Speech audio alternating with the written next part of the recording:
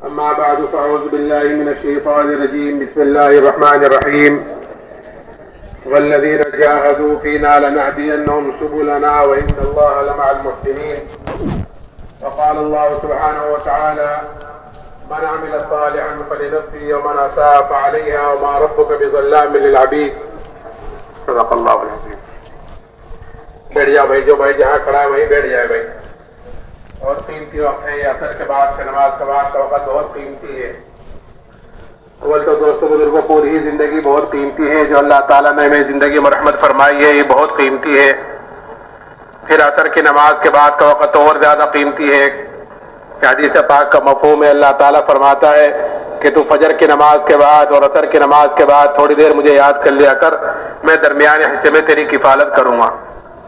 تو زندگی قیمتی، پھر عصر کے بعد کا وقت قیمتی، پھر اللہ کے راستے میں نکل کر اس کی قیمت اور بڑھ جاتی ہے. اس لیے کہ ہم سب اس وقت اللہ کے راستے میں ہیں. کہ اللہ کے راستے کی ایک صبح اور ایک شام دنیا اور دنیا میں جو کچھ ہے ان سب سے بہتر ہے. لیکن دوستوں بزرگوں، یہ وقت بہتر جب بنے گا جب ہم اس کا وقت کو بہتر بناویں گے. یہ وقت قیمتی جب بنے گا جب ہم اس وقت کو قیمتی بناویں گے.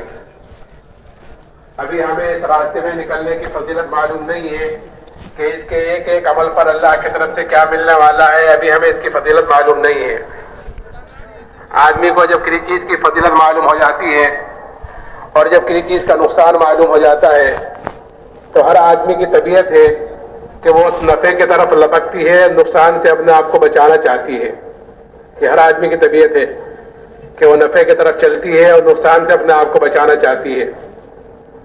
جب ہمیں یہ پتہ چلے گا کہ اللہ کے راستے میں نکلنے کا وقت کتنا قیمتی ہے تو پھر ہم اپنے وقت کو غفلت میں گزارنے سے بچاویں گے.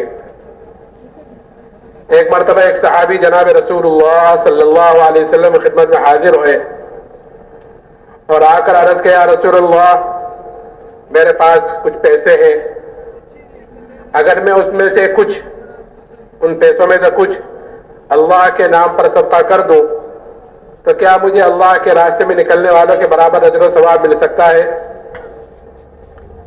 آپ نے پوچھا کہ تمہارے پاس کتنے پیسے ہیں؟ تو انہوں نے کہا کہ 6,000 درہم اس وقت کے، کہ 6,000. آپ نے فرمایا کہ 6,000 اس میں سے کچھ نہیں، اگر سب کچھ 6,000 تم اللہ کے نام پر صدقہ کر دو تب بھی ایک آدمی اللہ کے راستے میں نکل کر سو رہا ہے، اس کو اس کے سونے پر جتنا اجر و ثواب ملے گا تمہیں سارا خرچ کر کر بھی اتنا اجر و ثواب نہیں ملے گا. فضیلت بتلائی، اور یہ اس لیے بتلائی جاتی ہے فضیلت تاکہ ہم اپنے اس وقت کو قیمتی بناویں. نہیں تو دوستوں بزرگوں، وقت تو گزرنے ہی کے لیے ہے، گزر رہا ہے. آگے کس کی کتنی زندگی گزر چکی ہے ایک کو پتا ہے، آگے کس کی کتنی باقی ہے یہ کسی کو کچھ پتا نہیں. اس لیے ہم اپنے وقت کو قیمتی بناویں عملوں کے اندر لگ کر. اعمال ایک ایسی چیز ہے جو انسان کے ساتھ 100% ساتھ رہتے ہیں اور ہر جگہ ساتھ رہتے ہیں. اعمال کہتے ہیں کہ انسان 24 گھنٹے کی جو زندگی گزار رہا ہے اس میں جو انسان کام کر رہا ہے، کھانا ہے، پینا ہے، کمانا ہے، خرچ کرنا ہے، شادی بیاہ ہے، جو بھی کام کر رہا ہے کہ یہ اس کے اعمال کہلاتے ہیں جو اس کے بدن سے نکل رہے ہیں. اور یہی سارے کام، یہی سارے اعمال غیر بھی کرتا ہے. کھانا پینا، کمانا، خرچ کرنا، شادی بیاہ، ساری کام غیر بھی کرتا ہے اور یہی سارے کام مسلمان بھی کرتا ہے. فرق اس میں اتنا ہے ان میں اور ہم میں کہ ہمیں ان سارے کام کرنے کا طریقہ بتلایا گیا ہے. کھانے کا، کمانے کا، خرچ کرنے کا، شادی بیاہ کا، رہن سہن کا، ملاقاتوں کا، سونے کا، جاگنے کا، کہ ہر چیز کا ہمیں طریقہ بتلایا گیا ہے. اور وہ طریقہ کیا ہے کہ لقد کان لکم فی رسول اللہ اسوۃ حسنہ، کہ تمہارے لیے زندگی گزارنے کا بہترین نمونہ کہ وہ تمہارے پیارے نبی کی زندگی ہے. کہ کل قیامت کے دن اللہ تعالیٰ ہر ایک کو اس نمونے کے مطابق دیکھیں گے کہ جس کی جتنی زندگی نبی کے طریقے کے مطابق ہوگی کہ اللہ کیا اس کی قدر و قیمت ہوگی، اللہ کیا اس کی حیثیت ہوگی. اور جس کی جتنی زندگی نبی کے طریقے سے دور ہوگی اتنا ہی اللہ کیا وہ بے حیثیت ہوگا، اتنا ہی اللہ کیا وہ بے قیمت ہوگا.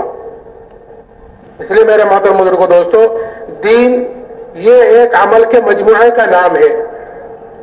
دین ایک دو عمل کا نام نہیں ہے کہ خالی نماز پڑھنا، خالی روزہ رکھنا کہ اتنا دین نہیں ہے، بلکہ دین تو عمل کے مجموعے کا نام ہے کہ آدمی کی 24 گھنٹے کی جو زندگی ہے صبح سے شام تک، کہ یہ اس کی ہر چیز، اس کا ہر عمل کہ نبی کے طریقے کے مطابق ہو جاوے تو یہ آدمی بنے گا دیندار۔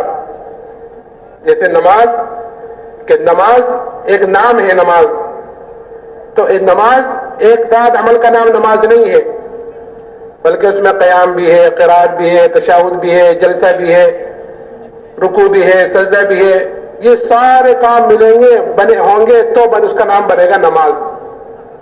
اگر ان میں سے کوئی چیز کمی رہ گئی تو اس کی نماز میں کمی ہوگی، سجدے میں کمی ہے، رکوع میں کمی ہے، قرات میں کمی ہے، تشہد میں کمی ہے، تو اس کی نماز میں کمی ہے۔ ایسے ہی میرے محترم بزرگوں دوستو، زندگی کے جس شعبے میں اگر دین نہ ہوا تو اس شعبے کا دین اعتبار دین کے ہمارے اندر کمی ہے۔ اس لیے یہ اجتماعات کا ہونا، یہ چلے 4 مہینے میں نکالنا، یہ خالی ایک رسمی طور پر نہیں ہے کہ 1 سال ہو گیا، نومبر کا مہینہ آ گیا، رائے کا اجتماع ہو گیا، بلکہ یہ اس لیے ہے کہ ہمارے اندر اپنے دین کی کمزوری کا احساس پیدا ہو جاوے، ہمارے اندر اپنی ایمانی کمزوری کا احساس پیدا ہو جاوے، کہ آدمی کے اندر جب کسی چیز کا احساس پیدا ہو جاتا ہے تو پھر آدمی کو کسی کے کہنے سننے کی ضرورت نہیں ہوتی، آدمی خود ہی اس کی فکر میں لگتا ہے۔ جیسے دنیا داری کا احساس آج ہمارے اندر ہے تو کسی کو کچھ کہنے سننے کی ضرورت نہیں ہوتی کہ کل دکان نہیں کھولی تھی تو آج تو کھول لو، کل کام پر نہیں گئے تھے تو آج تو چلے جاؤ۔ نہیں، کسی کو کہنے سننے کی ضرورت نہیں ہوتی، آدمی خود ہی اس کی فکر میں لگتا ہے کہ کل دکان نہیں کھولی تو آج تو کھولنی پڑے گی، 1 ہفتے کی چھٹی چل رہی تھی تو آج تو کام پہ جانا ہی پڑے گا، تو خود ہی فکر کہ یہ احساس ہے۔ اللہ کرے یہ احساس ہمارا دین کے اعتبار سے ہو جاوے۔ یہ ساری فکر اندر ڈالانے کے لیے یہ اجتماع کا ہونا ہوتا ہے، یہ چلے 4 مہینے میں نکالا جاتا ہے۔ تو میں عرض کر رہا تھا کہ اعمال انسان کے ساتھ 100% ساتھ رہتے ہیں اور ہر جگہ ساتھ رہتے ہیں، اور ان اعمال ہی پر انسان کے بننے اور بگڑنے کا تعلق ہے۔ انسان کے بننے بگڑنے کا تعلق کہ دنیا کی کسی چیز سے نہیں ہے، کسی چیز سے انسان کے بننے بگڑنے کا تعلق نہیں ہے، بلکہ انسان کے بننے بگڑنے کا تعلق کہ وہ انسان کے اعمال سے ہے، کہ عمل سے زندگی بنتی ہے، جنت بھی جہنم بھی، یہ خاکی اپنی فطرت میں نہ نوری ہے نہ ناری ہے، کہ انسان کے بننے بگڑنے کا تعلق دنیا کی کسی چیز سے نہیں ہے، بلکہ انسان کے بننے بگڑنے کا تعلق انسان کے اعمال سے ہے۔ اسی لیے صحابہ اکرام رضی اللہ عنہم اجمعین اپنے عملوں کے طرف سے فکر مند رہتے تھے، اور حضور اقدس صلی اللہ علیہ وسلم نے اپنے صحابہ کو مثالیں دے دے کر سمجھایا ہے تاکہ ہم جہاں ہو، جس حالت میں ہو، کہ سب سے پہلے اپنے عملوں کی طرف سے فکر مند ہو۔ آپ نے ایک مرتبہ پوچھا کہ جانتے ہو تمہاری مثال، تمہارے اعمال کی، مال کی، گھر والوں کی مثال کیا ہے؟ تو پھر آپ نے فرمایا کہ اس کی مثال ایسی ہے جیسے ایک آدمی کے 3 بھائی ہوں اور اس آدمی کے اوپر موت کا وقت آوے اور وہ اپنے 3 بھائیوں میں سے ایک بھائی کو بلا کر یہ پوچھے کہ بھائی تم دیکھ رہے ہو میرے اوپر کیا مصیبت آ رہی ہے، کہ دنیا سے میں جا رہا ہوں، آخرت کا سفر تیار ہے، اس مصیبت کی گھڑی میں تم میری کیا مدد کرو گے؟ وہ کہتا ہے کہ بھائی میں تیرے ساتھ ہوں، جب تک تو دنیا میں موجود ہے تیرے ساتھ رہوں گا، تیری تیمارداری کروں گا، تیری خدمت کروں گا، اور جب تیرا انتقال ہو جائے گا تو تجھے نہلاؤں گا، کفناؤں گا، دفناؤں گا، اور تیرے مرنے کے بعد لوگوں میں تیرا ذکر خیر کروں گا، تیری صفات بیان کروں گا، تیری تعریفیں کروں گا، اور کچھ دنوں کے بعد پھر میں تجھے بھول جاؤں گا۔ آپ نے فرمایا یہ تو اس کا اہل و عیال ہے یہ بھائی۔ پھر دوسرے بھائی کو بلا کر یہی پوچھتا ہے کہ بھائی اس مصیبت کی گھڑی میں تم میری کیا مدد کرو گے؟ وہ کہتا ہے کہ بھائی میرا تیرا واسطہ تو زندگی تک کا ہے، کہ جب تک تیری سانس چل رہی ہے اس وقت تک تجھے مجھ سے جتنا نفع اٹھانا ہے، جتنا فائدہ اٹھانا ہے اٹھا لے، کہ جب تیرا انتقال ہو جائے گا تو تیرا راستہ الگ ہوگا، میرا راستہ الگ ہوگا، میں دوسری طرف جاؤں گا تو دوسری طرف جائے گا۔ آپ نے فرمایا یہ بھائی اس کا مال ہے۔ آپ دیکھو گے کوئی چیز انسان کے ساتھ نہیں جاتی، انگوٹھی وغیرہ بھی پہن لی ہوتی ہے اور وہ نہیں نکلتی تو اس کو بھی کاٹ کے نکال لیتے ہیں۔ کفن بھی اس لیے پہنا دیا جاتا ہے کہ انسان اشرف المخلوقات ہے، اس کی بے حرمتی نہ ہو جاوے، بے پردگی نہ ہو جاوے، نہیں تو قبر میں جا کر وہ بھی سل گڑ کر ختم ہو جائے گا کہ کل قیامت کے دن ہر آدمی اپنی قبر سے ننگا اٹھے گا. جس طرح دنیا میں ننگا آیا ہے ایسے ہی ہر آدمی اپنی قبر سے ننگا اٹھے گا. آپ نے فرمایا اس کا مال ہے. پھر تیسرے بھائی کو بلا کر یہ پوچھتا ہے کہ بھائی اس مصیبت کی گھڑی میں تم میری کیا مدد کرو گے؟ وہ کہتا ہے کہ میں تو تیرے ساتھ ہوں، جب تک تو دنیا میں موجود ہے تیرے ساتھ رہوں گا. جب تیرا انتقال ہو جائے گا تو قبر میں پہنچے گا اور منکر نکیر تجھ سے سوال کریں گے تو ان کے سوالوں کا جواب میں دوں گا تیرے طرف سے. اور جب کل کو تیرے نام اعمال تلیں گے تو تیرے نام اعمال کے ترازو میں بیٹھ جاؤں گا اور خوب کوشش کروں گا اس کو وزنی کرنے کی، اس کو بھاری کرنے کی، اس کو جھکانے کی، اور میں تیرے ساتھ رہوں گا یہاں تک کہ تجھے جنت میں داخل کرا دوں. وہاں تک تیرے ساتھ رہوں گا. آپ نے فرمایا یہ بھائی اس کے اعمال ہیں. پھر آپ نے پوچھا اب بتلاؤ کون سا بھائی کارآمد ہوا؟ صحابہ نے عرض کیا رسول اللہ پہلے دو بھائی تو بیکاری ثابت ہوئے جو یہی ساتھ چھوڑیں گے، کام آنے والا تو یہی ہے جو آخر تک ساتھ نبھائے گا. تو اس لیے میرے محترم بزرگوں دوستوں ہمیں یہ فکر کرنی ہے کہ میرے بدن سے نکلنے والے اعمال کیسے نکل رہے ہیں. اور اعمال کا دار و مدار انسان کے یقین کے ساتھ ہے کہ جیسے اس کے اندر کا یقین ہوگا کہ بدن سے نکلنے والے اعمال اس کے اعتبار سے ہوں گے. اگر اندر یقین بنا ہوا ہوگا تو اس کے اعتبار سے اعمال نکلیں گے، اور اگر خدا نہ خواستہ یقین بگڑا ہوا ہوگا تو پھر بدن سے نکلنے والے اعمال اس کے اعتبار سے ہوں گے. تو اس لیے بنیادی طور پر ہمیں سب سے پہلے اپنے اندر کی محنت کو، اپنے اندر کو بنانا ہے، یعنی اپنے اندر کے یقین کو بنانا ہے. اندر کا یقین یعنی ایمان، کہ ایمان یہ اللہ نے ہمیں سب سے بڑی نعمت مرحمت فرمائی ہے. ایمان کی دولت سب سے بڑی نعمت، اس لیے کہ انعامات تو اللہ تعالیٰ کے بے شمار ہیں.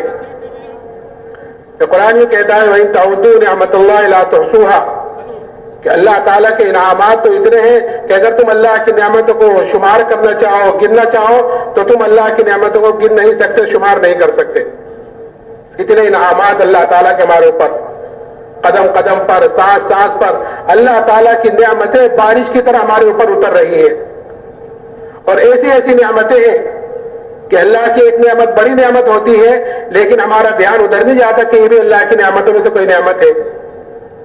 اس لیے کہ نعمت کی قدر ہر آدمی کو اس وقت ہوتی ہے جب وہ چیز ہاتھ سے نکل جاتی ہے. جب تک کوئی چیز آدمی کے ہاتھ میں ہوتی ہے اس کی قدر و قیمت کا اندازہ نہیں ہوتا، کہ جب وہ چیز ہاتھ سے نکل جاتی ہے تو پتہ چلتا ہے کہ اللہ نے مجھے کتنی بڑی نعمت مرحمت فرمائی تھی. تو انعامات اللہ تعالیٰ کے بے شمار ہے. اور پھر ان تمام نعمتوں کا کہ جناب رسول اللہ صلی اللہ علیہ وسلم نے استعمال کا طریقہ بتلایا ہے. اس لیے کہ ہر نعمت کا کل قیامت کے دن ہر آدمی سے سوال کیا جائے گا. ایسا نہیں ہے کہ اللہ نے نعمتیں دی ان کو جیسا چاہو، جس طرح چاہو، جہاں چاہو خرچ کر کر آ جاؤ، کہ نہیں، نعمتوں کے بارے میں کل سوال ہوگا. ثم لتسألن یومئذ عن النعیم، کہ کل قیامت کے دن تم سے ضرور بھی ضرور نعمتوں کے بارے میں پوچھا جائے گا. کہ کن نعمتوں کے بارے میں پوچھا جائے گا؟ کہ یہاں تک آیا ہے کہ ٹھنڈا پانی ہمیں ملا ہے تو یہ ٹھنڈا پانی بھی اللہ کی نعمتوں میں سے ایک نعمت ہے، اس کے بارے میں پوچھا جائے گا. درخت سے سایہ حاصل کیا ہے دھوپ سے بچنے کے لیے، گرمی سے بچنے کے لیے، کہ یہ بھی اللہ کی نعمتوں میں سے ایک نعمت ہے، کہ اس کے بارے میں بھی کل قیامت کے دن پوچھا جائے گا.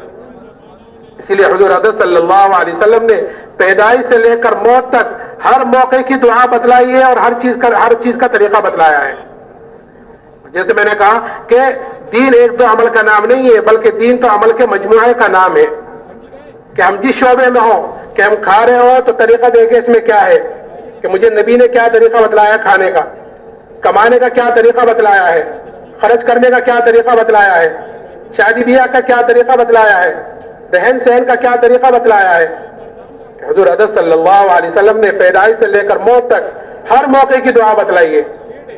اگر اس طریقے کے مطابق زندگی گزر رہی ہے تو اللہ کیا اس زندگی کی قیمت ہے، اور اگر خدا نہ خواستہ اس طریقے پر نہیں گزر رہی ہے تو اللہ کیا یہ زندگی دوست بزرگوں بے قیمت ہے. ایک مرتبہ سخت گرمی میں دوپہر کا وقت حضرت ابو بکر صدیق رضی اللہ تعالیٰ عنہ مسجد میں تشریف لائے.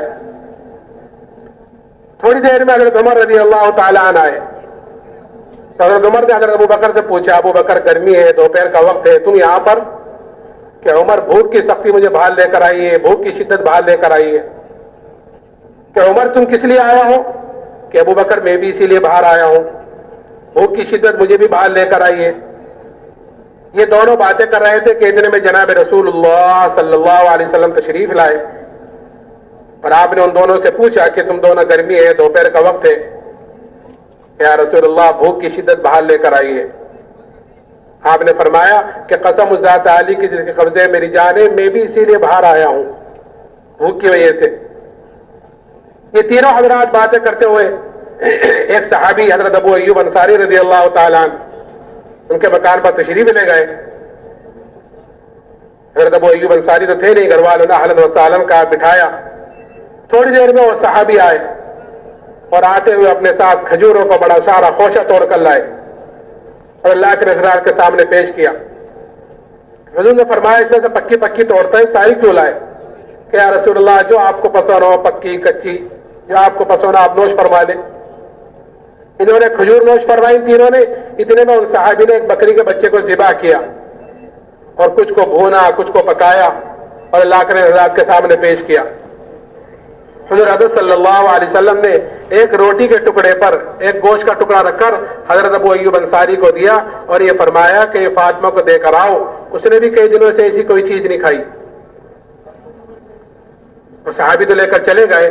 یہ تینوں حضرات یہ کھانا نوش فرما رہے تھے اور آپ کی آنکھوں سے آنسو بہ رہے تھے, آپ رو رہے تھے, اور روتے ہوئے آپ نے فرمایا یہی وہ نعمتیں ہیں جن کا کل قیامت کے دن ہم سے سوال ہوگا, پوچھا جائے گا. ہم صبح سے شام تک کتنی نعمتیں کھا لیتے ہیں, کتنی نعمتیں استعمال کر لیتے ہیں اللہ کی, اور ہمیں خیال بھی نہیں آتا کہ ان نعمتوں کے بارے میں کل پوچھا بھی جائے گا, سوال بھی کیا جائے گا. غفلت میں زندگی گزر رہی ہے. میں نے کہا نا کہ غفلت کی زندگی کو ختم کرنے کے لیے یہ چلے 4 مہینے میں نکالا جاتا ہے کہ احساس پیدا ہو ہمارے اندر کہ مجھے یہ زندگی خالی گزار کر نہیں جانی, بنا کر جانی ہے. پھر اس زندگی کا مجھے حساب کتاب بھی دینا ہے, مجھے اس زندگی کے بارے میں اس کا جواب بھی دینا ہے. جواب دہی ہے ہر ایک کے لیے. اس میں آتا ہے کہ آدمی کا قدم اپنی جگہ سے نہیں ہٹ سکتا جب تک اس سے 4 سوال نہ کر لیے جاوے, 4 سوالوں کا جواب نہ دے دے. کہ پہلا کہ مجموعی طور پر, مطلق طور پر کہ زندگی کہاں گزار کر آئے ہو, کیسی گزار کر آئے ہو, ہر آدمی سے سوال ہو گئے. پھر زندگی کے اندر جزیات ہیں کہ ایک جوانی ہے, کہ جوانی کہ بہترین وقت ہوتا ہے زندگی کا جوانی, اس میں آدمی عبادات میں, دین میں, آگے پیچھے سے سب کر سکتا ہے, سارے کام کر سکتا ہے. کہ جوانی کہاں گزار کر آئے ہو, کتنی اللہ کی عبادت میں, اس کے دین کو پھیلانے میں, اور کتنی اپنی اسی لیے وہ 7 آدمی جو کل عرش کے سائے کے نیچے ہوں گے ان میں ایک وہ جوان بھی ہوگا جو جوانی میں اللہ کی عبادت کرتا ہوگا. کیوں؟ اس لیے کہ جوانی میں اعضاء بھی قوی ہوتے ہیں, آدمی کے اندر خواہشوں کا بھی زور ہوتا ہے کہ ایسا آدمی اپنی خواہش کو قربان کر کر اپنی جوانی اللہ کی عبادت میں لگاتا ہے تو پھر ایسی جوانی کی عبادت اللہ کیا مقبول ہے. کہ جوانی کہاں گزار کر آئے ہو, مال کہاں سے کمایا, حلال کمایا کہ حرام کمایا, جائز کمایا کہ ناجائز کمایا, کہ کما لیا جائز کما لیا میرا ہو گیا میں جس طرح چاہوں جہاں چاہوں, کہ نہیں پھر اس کو خرچ کیسے کیا یہ بھی پوچھا جائے گا. اور جو جانتے تھے اس پر کیا عمل کیا. کہ یہ سوال, یہ 4 سوال ہر آدمی سے کہ ایسی عدالت میں ہوں گے کہ وہاں نہ تو کوئی جھوٹ کام آئے گا, نہ کوئی وکیل کام آئے گا. ہر آدمی کا اپنا اپنا کرنا, اپنا اپنا بھرنا. کہ دائیں بائیں 2 فرشتے بیٹھے ہوئے ہیں, وہ رجسٹر لکھ رہے ہیں کہ کل قیامت کے دن وہ سامنے کر دیا جائے گا کہ اقرا کتابک کفا بنفسک الیوم علیک حسیبا, کہ اپنا رجسٹر پڑھ لو, اپنا محاسبہ خود کرو کہ تم نے کیا کیا ہے. بلکہ قرآن تو یہاں تک کہتا ہے کہ الیوم نختم علی افواہہم وتکلمنا ایدیہم وتشہد ارجلہم بما کانوا یکسبون, کہ آج کے دن ہم ان کے منہ پر مہرے لگا دیں گے اور ان کے ہاتھ پیر گواہی دیں گے کہ مجھ سے کیا کام کروائے, مجھ سے کیا کرتوت کیے ہیں. اس لیے میرے محترم بزرگوں دوستو, حضور حضرت صلی اللہ علیہ وسلم نے ہر موقع کا طریقہ بتلایا ہے, ہر چیز کا طریقہ بتلایا ہے. تو یہ تینوں حضرات یہ کھانا نوش فرما رہے تھے اور آپ رو رہے تھے, روتے ہوئے فرمایا یہی وہ نعمتیں ہیں جن کے قلم سے سوال ہوگا. پھر آپ نے اس کے استعمال کا طریقہ بتلایا کہ جب شروع کرو تو بسم اللہ پڑھ کر شروع کرو, اور جب کھا چکو تو الحمدللہ الذی هو اشبعنا وانعم علینا وافضل پڑھ لو گے تو پھر اس نعمت کی پکڑ سے بچ جاؤ گے. تو میں عرض کر رہا تھا کہ انعامات اللہ تعالیٰ کے بے شمار ہیں, لیکن ان تمام نعمتوں میں جو سب سے بڑی نعمت اللہ نے مجھے اور آپ کو مرحمت فرمائی ہے وہ ایمان کی دولت ہے. اس سے بڑی کوئی نعمت نہیں ہے. اس لیے کہ ایمان کے اتنا منوس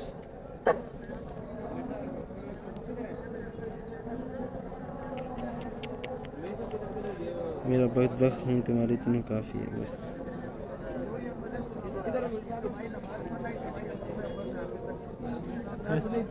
تو ایسا منوس آدمی ہے جیسے تو نے قدم رکھا لاؤڈ بند ہو گیا, سارے لاؤڈ ہی بند ہو گئے. بغیر قربانی کے جو چیز آدمی کو ملتی ہے آدمی کے اندر اس کی قدر و قیمت کم ہوتی ہے. بنسبت اس کے جو چیز آدمی محنت کر کر حاصل کرتا ہے, جس چیز پر آدمی کا جان مال وقت لگتا ہے, جس چیز کے لیے آدمی قربانی دیتا ہے, تکلیفیں برداشت کرتا ہے, کہ اس کی قدر و قیمت زیادہ ہوتی ہے. اور جو چیز آدمی کو بغیر محنت کے مل جاتی ہے کہ اس کی قدر و قیمت کم ہوتی ہے.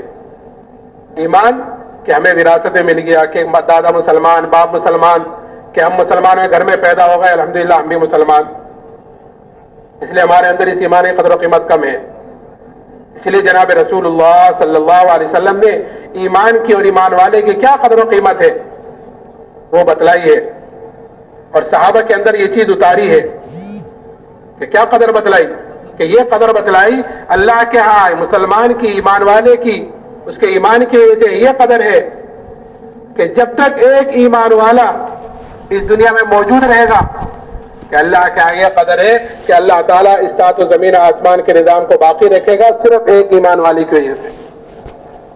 کہ جب تک ایک بھی اللہ اللہ کہنے والا اس دنیا میں موجود رہے گا, اللہ تعالیٰ اس سات و زمین آسمان کے نظام کو باقی رکھے گا. یہ قدر بتلائی. اور قیمت کیا بتلائی؟ کہ اگر رائے کے دانے کے برابر ایمان کو بچا کر لے گئے تو اللہ تعالیٰ اس دنیا سے 10 گنی بڑی جنت برحمت فرمائے گا. اب جس کا ایمان جتنا اونچا ہوگا, جس کا ایمان جتنا اعلیٰ ہوگا, کہ کل قیامت کے دن اس کی اتنی بڑی جنت ہوگی. یہ دعوت و تبلیغ والا کام جو اللہ نے ہمیں اب دیا ہے, یہ اپنے ایمان کو بنانے کے لیے, اپنے اندر کے یقین کو بنانے کے لیے, کہ جب اندر سے کا یقین بنتا ہے تو پھر بدن سے نکلنے والے اعمال صحیح ہوتے ہیں. اس لیے کہ آدمی کو جو چیز چلاتی ہے باعتبار اعمال کے, وہ اندر کی طاقت چلاتی ہے. اگر اندر کا یقین مثال کے طور پر ڈاکٹری کا بنا ہوا ہے تو بدن سے نکلنے والے اعمال اس کے اعتبار سے ہوں گے. وکالت کا بنا ہوا ہے تو بدن سے نکلنے والے اعمال اس کے اعتبار سے ہوں گے. اسباب سے کامیابی کا یقین بنا ہوا ہے تو پھر بدن سے نکلنے والے اعمال اس کے اعتبار سے ہوں گے. اور اگر یہ یقین بنا ہوا ہے کہ میری کامیابی کا سارا دار و مدار کہ جناب رسول اللہ صلی اللہ علیہ وسلم کے طریقے پر ہے, تو پھر بدن سے نکلنے والے اعمال اس کے اعتبار سے ہوں گے. اور وہ چیز, وہ محنت, وہ دین, وہ ایمان, وہ یقین, وہ آتا ہے محنت کے راستے سے, کہ اللہ کے راستے میں. اسی لیے کہ جب آدمی اللہ کے راستے میں نکلتا ہے اور ہر وقت چلے 4 مہینے 7 مہینے سال کہ اللہ کی بڑائی کو بولتا ہے, اللہ کی بڑائی کو سنتا ہے, اس کی دعوت دیتا ہے, تو پھر اس چیز کا یقین اندر پیدا ہوتا ہے. کہ جب یقین اندر پیدا ہوتا ہے تو پھر بدن سے نکلنے والے اعمال سے ہوتے ہیں. تو یہ یقین, یہ ایمان کی قدر و قیمت کہ صحابہ کے اندر ایسی اتری ہوئی تھی کہ صحابہ نے پھر اس ایمان کے لیے ہر تکلیف کو, ہر مصیبت کو برداشت کیا ہے. کہ حالات تو آتے ہیں ایمان والوں کے اوپر, کہ حالات کہ پھر اس کو برداشت کرتے ہیں. کیوں؟ کیونکہ ایمان کی قدر و قیمت اندر اتری ہوئی تھی. تو جو ایمان اللہ نے صحابہ کو مرحمت فرمایا تھا, وہی ایمان اللہ نے مجھے اور آپ کو بھی مرحمت فرمایا ہے. فرق اتنا ہے کہ وہ ایمان کے اعتبار سے اعلیٰ درجوں پر تھے, کیونکہ انہوں نے محنت کر کر اپنے ایمان کو بنایا تھا. کہ تعلمنا الایمان ثم تعلمنا القرآن, کہ پہلے ہم نے ایمان کو سیکھا ہے, ایمان کو بنایا ہے. ثم تعلمنا القرآن, پھر ہم نے قرآن کو سیکھا ہے. قرآن یعنی شریعت, دین. کہ جب ایمان مضبوط ہو جاتا ہے, یقین اندر بن جاتا ہے, تو پھر دین پر چلنا آسان ہو جاتا ہے. اور اگر اندر خدا نخواستہ یقین خراب ہوا, کمزور ہوا, تو پھر دین پر چلنا کہ مشکل ہو جائے گا. قدم قدم پر آدمی دین سے پھٹک جائے گا. صحابہ نے اس ایمان کو بنایا تھا, اسی لیے بڑی سے بڑی تکلیف, بڑی سے بڑی مصیبت ان کو ایمان سے نہیں ہٹا سکی. ایک صحابی حضرت خباب بن ارد رضی اللہ تعالیٰ عنہ, ان سے ایک بار حضرت عمر رضی اللہ تعالیٰ نے پوچھا کہ خباب ان تکالیف تفصیل بتلاؤ جو ایمان کی وجہ سے تم پر آئی ہیں, جو حالات, جو مصیبتیں تم پر ایمان کی وجہ سے آئی ہیں, ذرا ان کی تفصیل تو بتلاؤ. تو انہوں نے کہا امیر المومنین آپ ذرا میری کمر دیکھیں. جب کمر دیکھی تو حضرت عمر نے فرمایا کہ خباب ایسی کمر تو کسی کی نہیں دیکھی جیسی تمہاری ہے. حضرت خباب نے فرمایا امیر المومنین مجھے آگ کے انگاروں پر لٹا کر گھسیٹا جاتا تھا اور میری چربی سے میرے خون سے آگ بجھتی تھی. اس کی وجہ سے حالات ہوئی کمر کی. کہے کی وجہ سے؟ کہ ایمان کی وجہ سے. کہ ایک عورت کے غلام تھے, جب اس کو یہ پتا چلا کہ جناب رسول اللہ صلی اللہ علیہ وسلم سے ملتے ہیں, یعنی ایمان لے کر آ گئے ہیں, تو سریے کو گرم کر کر اس سے ان کے بدن کو داغ دیتی تھی سزا کے طور پر, کہ یہ تو ایمان سے پھر جائے, نہیں تو ان تکلیفوں کو برداشت کرے. لیکن ان تکلیفوں کو برداشت کرتے رہے, لیکن ایمان کو ہاتھ سے نہیں جانے دیا, ایمان سے نہیں پھرے. اور پھر اتنا ہی نہیں, جب فتوحات کا دروازہ کھلا اللہ کی طرف سے, اس لیے کہ مومن کی علامت بتلائی گئی ہے کہ مومن جو کام کرتا ہے, جو بھی عمل کرتا ہے, نماز پڑھی ہے, روزہ رکھا ہے, زکوٰۃ ہے, حج ہے, جو بھی اعمال کیے ہیں, جو بھی قربانی ہے, جیسے آپ کل بارش ہو گئی, آپ حضرات نے کیسے قربانی دی, یہاں پر آئے, یہاں سے پھر واپس گئے اور پھر واپس دوبارہ آئے, یہ قربانی ہے, ایک مجاہدہ ہے. اللہ تعالیٰ اس کو قبول فرماوے اور قبول فرما کر ہمارے لیے اور پوری امت کے لیے ہدایت کا ذریعہ فرماوے. تو میں عرض کر رہا تھا کہ قربانی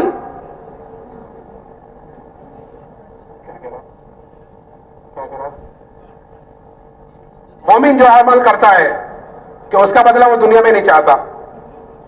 مومن جو عمل کرتا ہے اس کا بدلہ وہ دنیا میں نہیں چاہتا, کیونکہ اس کا پتہ ہے یہاں جو ملے گا وہ وقتی ملے گا اور تھوڑا ملے گا, اور آخرت میں جو ملے گا کہ وہ ہمیشہ کے لیے ملے گا اور دنیا سے بہت زیادہ ملے گا. یہ مومن. اور دوسرا کہ مومن کی علامت بتلائی گئی ہے کہ جو مومن جو کام کرتا ہے کہ وہ اپنے اللہ کو راضی کرنے کے لیے کرتا ہے. کوئی دیکھ رہا ہے, نہیں دیکھ رہا ہے, کوئی خوش ہے, نہ خوش ہے, کہ اس کی پرواہ نہیں ہے کہ میرا اللہ مجھ سے راضی ہو جائے, کہ وہ ہر حالت میں یہ دیکھے گا کہ اس میں اللہ کا حکم کیا ہے, نبی کا طریقہ کیا ہے. پھر چاہے کوئی خوش ہے, چاہے کوئی ناراض ہے, کہ اس کی پرواہ نہیں. اسی لیے حضرت صلی اللہ علیہ وسلم نے حضرت ابو ذر رضی اللہ تعالیٰ عنہ سے فرمایا تھا کہ اے ابو ذر, اللہ کے معاملے میں کسی ملامت کرنے والے کی ملامت کی پرواہ نہ کرنا. اللہ کا حکم آیا ہے کہ اس میں کسی ملامت کرنے والے کی ملامت کی پرواہ نہ کرنا.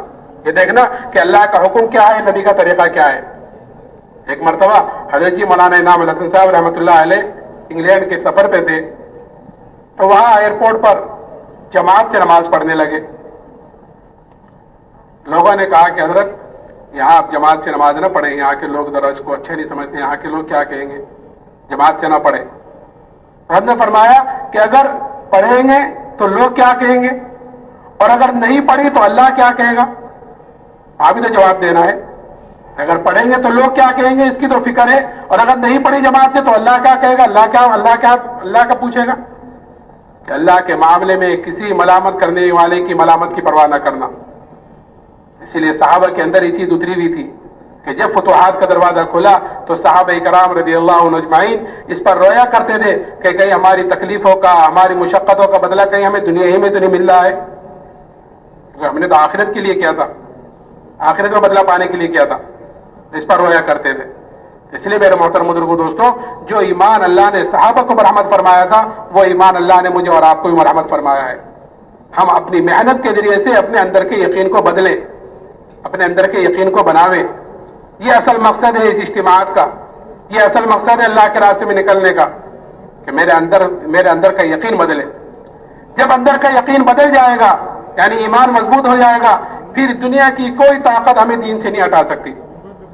صحابہ کرام رضی اللہ عنہ کہ کیسی سے کیسی تکلیف آئی کہ اس کو برداشت کیا ہے, اور کیسی سے کیسی چیز آئی ہے ایمان کے مقابلے میں کہ اس کو قربان کیا ہے. ایمان کے مقابلے میں چیز بھی آتی ہے. ایک مرتبہ ایک صحابی ہے حضرت عبداللہ ابن حذافہ رضی اللہ تعالیٰ عنہ, ان کو روم کی فوج نے قید کیا اور قید کر کر ان کو بادشاہ کے سامنے لائے. بادشاہ نے ان کے اوپر نصرانیت کو پیش کیا کہ تم نصرانی ہو جاؤ تو میں آدھی بادشاہ تم کو دینے کو تیار ہوں. ابھی یہ صحابی انہوں نے سوچا ہوگا کہ یہ بادشاہ مجھے آدھی سلطنت دینے کو تیار ہے کامل ایمان چھوڑنے پر, اور مجھ سے میرے نبی نے کیا کہا کہ اگر رائے کے دانے کے برابر بھی ایمان کو بچا کر لے گئے تو اللہ تعالیٰ اس دنیا سے 10 گنی بڑی جنت مرحمت فرمائے گا. کہیں دور دور تک بھی مقابلہ نہیں. تو اسی وقت فوراً جواب دیا, آدھی بادشاہت نہیں, اگر پوری بادشاہت دے, اور پوری بھی نہیں, عرب کی جتنی بادشاہت ہیں سب کی سب دے, تب بھی میں پلک جھپکنے کے برابر ایمان کو چھوڑنے کو تیار نہیں ہوں. پھر اتنا ہی نہیں کہ اچھے نہیں مانتے تو جاؤ گھر چلے جاؤ، چھوڑ دیا. پھر نہیں، دوسری چیز، اس لیے کہ آدمی کو جو صحیح راستے سے ہٹایا جاتا ہے یا کوئی غلط کام کرایا جاتا ہے وہ دو راستوں سے کرایا جاتا ہے. ایک تو لالچ دے کر کرایا جاتا ہے کہ لالچ دے کر غلط کام کرایا جاتا ہے، یہ صحیح راستے سے ہٹایا جاتا ہے. دوسرے لالچ سے نہیں مانتے تو دھمکی دی جاتی ہے اس سے صحیح کام سے ہٹانے کے لیے یا غلط کام کروانے کے لیے تو دھمکی دی جاتی ہے. تو لالچ کو تو یہ جواب دیا. پھر دوسری چیز کہ دھمکی تو کیا، اصل تو دوستو بزرگوں اللہ کی طرف سے حالات آتے ہیں ایمان والوں کے اوپر، اور یہ دیکھنے کے لیے آتے ہیں کہ یہ اپنے ایمان میں کتنا مضبوط ہے. آزمائش آتی ہے. قرآن کے الف لام میم حسب الناس ان یترکوا ان یقولوا آمنا وهم لا یفتنون، کہ کیا تم یہ گمان کرتے ہو کہ تم یہ کہہ دو کہ ہم تو ایمان والے ہیں تو تم آزمائی نہیں جاؤ گے؟ نہیں، آزمائش ہوتی ہے. تو جو ایمان والے ہوتے ہیں وہ ان حالات کا، ان آزمائشوں کا مقابلہ آزمائش سے اور حالات سے نہیں کرتے، بلکہ وہ حالات کا مقابلہ اعمال سے، توبہ استغفار سے کرتے ہیں، اور حالات کے مقابلے پر حکم پر جمتے ہیں. جب حالات کے مقابلے پر حکم پر جمتے ہیں تو پھر اللہ کی طرف سے نصرتیں، مددیں آتی ہیں، بشرطے کہ آدمی جمے. اور یہ حالات یہ جمانے کے لیے آتے ہیں، یہ کرنے کے لیے آتے ہیں، اور یہ بھی اللہ کی نعمتوں میں سے ایک نعمت ہے اگر ہم غور کریں.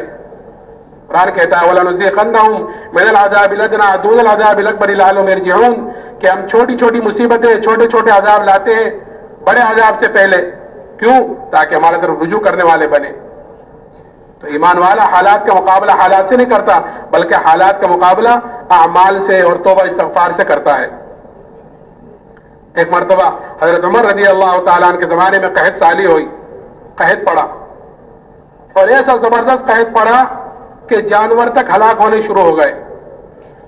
حضرت عمر رضی اللہ تعالیٰ عنہ نے شام سے اور مصر سے غلے منگائے، غلے آئے، آ کر ختم ہو گئے، لیکن قحط سالی ختم نہیں ہوئی. قحط پڑا.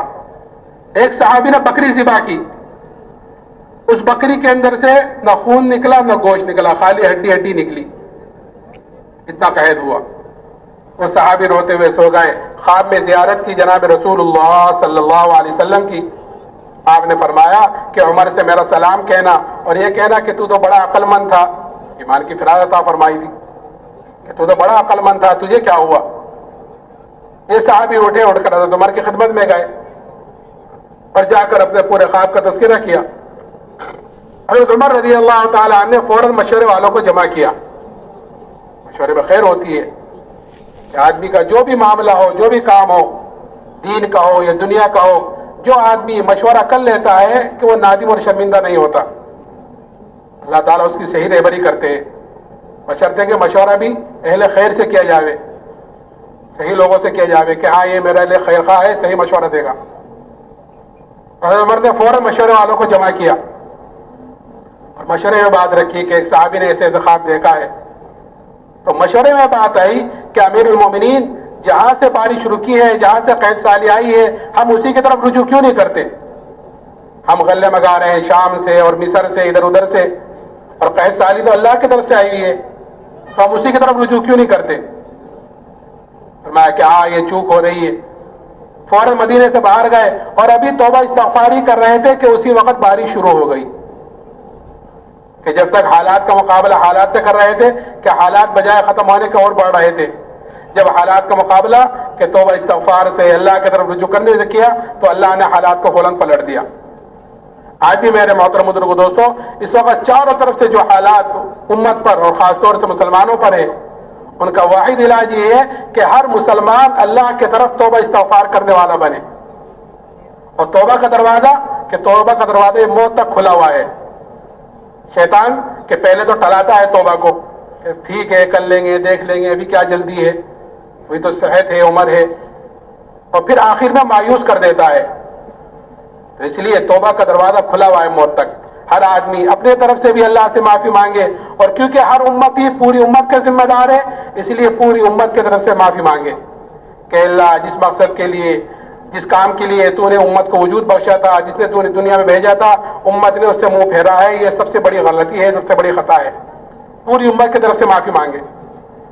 تو وہ صحابی کہ دوسری چیز، دوسرے حالات آئے کہ بادشاہ نے ایک دیگ منگائی، اس دیگ کے اندر پانی کھولایا، جب پانی خوب اچھی طرح گرم ہو گیا تو بادشاہ نے قیدیوں کو بلا کر ان کے سامنے اس میں ڈلوایا اور یہ کہا کہ یہ تو تم ایمان سے پھر جاؤ، نہیں تو تمہیں بھی اس میں ڈالا جائے گا۔ وہ صحابی کہنے لگے کہ اس سے جو ہو سکے وہ تو کر لے۔ بادشاہ نے حکم دیا کہ ان کو اس میں ڈال دو۔ جب لے جانے لگے تو وہ صحابی رونے لگے، اس کی اطلاع کی گئی، اس نے کہا تھا کہ کوئی نئی بات دیکھو تو مجھے اطلاع کرنا، اس کی اطلاع کی گئی کہ وہ تو رو رہے ہیں۔ بادشاہ سمجھے کہ ڈر گئے، اب بلایا، پھر ان کے اوپر نصرانی کو پیش کیا، کہنے لگے واہ، میں نے تیرے سے ایک مرتبہ کہہ دیا تھا کہ تجھ سے جو ہو سکے وہ تو کر لے، کہ اچھا پھر رو کیوں رہے تھے؟ کہ میں تو اس لیے رو رہا تھا کہ میرے بدن کے اندر ایک ہی جان ہے، وہ جان اس دیگ میں ڈالی جائے گی، ختم ہو جائے گی۔ میں تو اس لیے رو رہا تھا کاش میرے روئے میں جان ہوتی، میرے بدن کے اندر 100 جانیں ہوتی اور وہ ساری کی ساری جانیں آج اس دیگ میں ڈالی جاتی اور وہ ساری کی ساری جانیں میں اللہ کے نام پر قربان کرتا۔ کہ ایک جان کا کیا قربان کرنا، کہ 100 ہوتی تو آج 100 کی 100 میں اللہ کے نام پر قربان کرتا۔ کل کو اللہ پوچھتا کہ عبداللہ دنیا سے کیا لایا، تو میں کہتا اللہ جتنی تجھے مجھے جانیں دی تھی سب تیرے نام پر قربان کر کر آیا ہوں۔ دوستو بزرگوں، یہ جذبہ بنتا ہے دعوت سے کہ جب آدمی اللہ کی بڑائی کو بولتا ہے، سنتا ہے، تو پھر اللہ کے نام پر جان مال لگانے کا جذبہ اندر پیدا ہوتا ہے۔ جب اندر کا یقین صحیح ہو جاتا ہے تو پھر بدن سے نکلنے والے اعمال صحیح ہوتے ہیں۔ صحابہ کرام رضی اللہ عنہ اجمعین نے کہ سب سے پہلے اپنے ایمان کو بنایا اور پھر بدن سے نکلنے والے عملوں کی طرف سے فکر مند ہوئے، کیونکہ آدمی کے اندر جب کسی چیز کا احساس پیدا ہو جاتا ہے اور فکر پیدا ہو جاتی ہے تو پھر آدمی اس کی فکر میں ہر وقت لگا رہتا ہے۔ جیسے ایمان اور اعمال صالحہ یہ انسان کی نجات کے لیے ہے کہ ایمان کے بغیر تو کوئی عمل قابل قبول ہے ہی نہیں، ایمان ہے اور اعمال صالحہ نہیں ہے تو کل قیامت کے دن اس کی سزا بھگتنی پڑے گی۔ اس لیے صحابہ کرام رضی اللہ عنہ اجمعین اپنے ایمان کے ساتھ ساتھ اپنے عملوں کی طرف سے بھی فکر مند رہتے تھے، اور جس طرح ایمان کے لیے قربانیاں دی ہیں اس طرح عملوں کی طرف سے بھی قربانیاں دی ہیں۔ جس چیز کی وجہ سے عمل میں پیچھے رہ جاتے تھے کہ وہ صحابہ وہ چیز اپنے پاس نہیں رہنے دیتے تھے۔ ایک صحابی حضرت ابو طلحہ رضی اللہ تعالیٰ عنہ ایک مرتبہ اپنے باغ میں نماز پڑھ رہے تھے، گنجان باغ تھا بھرا ہوا، اس میں نماز پڑھ رہے تھے، ایک پرندہ کہیں سے اندر گھس گیا اور اس کو باہر نکلنے کا راستہ نہیں ملا۔ یہ نماز پڑھ رہے تھے، نماز پڑھتے پڑھتے اچانک اس پرندے پر نگاہ پڑ گئی۔ جب نگاہ پڑی تو اس پرندے کے ساتھ نگاہ گھومنے لگی، جدھر کو پرندہ جاوے ادھر کو نگاہ بھی چلی جاوے۔ تھوڑی دیر میں خیال آیا کہ میں تو نماز پڑھ رہا تھا۔ جب یہ خیال آیا کہ نماز کا، تو یہ بھول گئے یہ کتنی رکعتیں ہوئی، 2 ہوئی کہ 3 ہوئی، یہ بھول گئے۔ سلام پھیرا، سلام پھیر کر فوراً جناب رسول اللہ صلی اللہ علیہ وسلم خدمت میں حاضر ہوئے اور جا کر عرض کیا، یا رسول اللہ یہ پورا کا پورا باغ اللہ کے نام پر صدقہ ہے۔ کیوں؟ کیونکہ یہ باغ ذریعہ بنا ہے میرے عمل کی خرابی کا، نہ یہ باغ ہوتا، نہ میں اس میں نماز پڑھتا، نہ پرندہ اس میں آتا، اور نہ میری نماز جیسے ہم عبادت خراب ہوتی۔ اور آج ہمارا کیا حال ہے کہ آج مسلمان سب سے زیادہ غفلت میں پڑا ہوا ہے نماز کی طرف سے۔ کیوں؟ کیونکہ نماز سے کامیابی کا یقین اس کے اندر نہیں ہے، اس لیے نماز کی طرف سے غفلت میں ہے۔ حالانکہ حدیث میں آتا ہے کہ اس مسلمان کا کہ اسلام میں کوئی حصہ نہیں ہے جو مسلمان نماز نہ پڑھے۔ حضرت عمر رضی اللہ تعالیٰ عنہ کے خنجر مارا گیا اور آپ زخمی ہوئے، اور زخم اتنا گہرا کہ آپ کو دودھ پلایا گیا تو وہ زخم کے راستے سے باہر آ گیا۔ ہوش میں لانے کی ساری کوشش کی جا رہی، آپ ہوش میں نہیں آئے تو ایک صحابی نے کہا امیر المومنین کو نماز کے ذریعے سے ہوش میں لاؤ۔ کان میں کہا امیر المومنین الصلاۃ والصلاۃ، آپ نے اس وقت آنکھ کھولی اور یہ جملہ فرمایا کہ ہاں نماز کے اسلام میں کوئی حصہ نہیں اس مسلمان کا جو مسلمان نماز نہ پڑھے۔ مسلمان نے نماز کیوں ختم کی ہوئی ہے؟ کیونکہ اس کے اندر کے یقینی کمزوری ہے کہ نماز سے کامیابی کا یقینی نہیں ہے۔ اس لیے میرے محترم بزرگوں دوستوں، ہمیں دعوت کے ذریعے سے اپنے اندر کے یقین کو بدلنا ہے، اور دوسرے ذکر، کیونکہ یقین اور غفلت بھی کوٹ کوٹ کر ہمارے اندر بھری ہوئی ہے، اس لیے ہمیں ذکر کے ذریعے سے اپنے اندر کے غفلت کو ختم کرنا ہے کہ ایک تسبیح ہمارے بڑے تیسرے کلمے کی، ایک درود شریف کی، ایک استغفار کی، یہ 3 تسبیح صبح کو 3 تسبیح شام کو دھیان سے جی لگا کر کہ جتنا اللہ کے جی لگا کر اللہ کے سامنے کھڑے ہو کر بیٹھ کر کہ جتنا اللہ کا ذکر کریں گے اتنی اندر کی غفلت ختم ہوگی، اور جتنی اندر کی غفلت ختم ہوگی اتنے ہی بدن سے نکلنے والے اعمال ہمارے صحیح ہوں گے۔ غفلت ختم ہوگی تو اللہ کا دھیان آئے گا، اللہ کا دھیان آئے گا تو پھر آدمی جہاں بھی ہوگا جس ماحول میں بھی ہوگا اللہ کے دھیان کے ساتھ ہوگا تو وہ آدمی اپنے گناہوں سے بھی بچے گا اور عمل کرنے میں خشوع خضوع اس کے اندر پیدا ہوگا۔ آج خشوع خضوع سے ہمارے اعمال خالی ہیں، کیوں؟ کیونکہ غفلت ہے۔ غفلت کیوں ہے؟ کیونکہ غیر اللہ کو بول رہے ہیں، غیر اللہ کو سن رہے ہیں، اسی کو دیکھ رہے ہیں، اسی کی دعوت دے رہے ہیں، اس لیے اللہ کے سامنے کھڑے ہو کر بھی غیر اللہ کا ہمارے اندر خیال ہے۔ اس لیے ایک تسبیح تیسرے کلمے کی، ایک درود شریف کی، ایک استغفار کی، باوضو ہو کر قبلے کی طرف منہ کر کر ایک ایک لفظ پر معنی پر غور کرتے ہوئے، اس لیے کہ اللہ کا ذکر اگر غفلت سے بھی لیں گے تو بھی نفع سے تو خالی ہے ہی نہیں، ثواب تو اس پر مل ہی جائے گا، لیکن غفلت اپنی جگہ باقی رہے گی، اور اصل ہے غفلت کا ختم کرنا۔ تو غفلت ختم ہوگی کہ اللہ کے دھیان کے ساتھ ذکر کرنے سے، تو کریں گے انشاءاللہ۔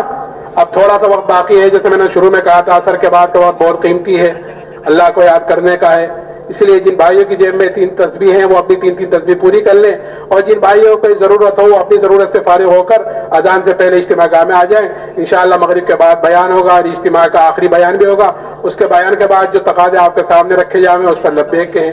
اللہ تعالیٰ کہنے سننے زیادہ عمل کی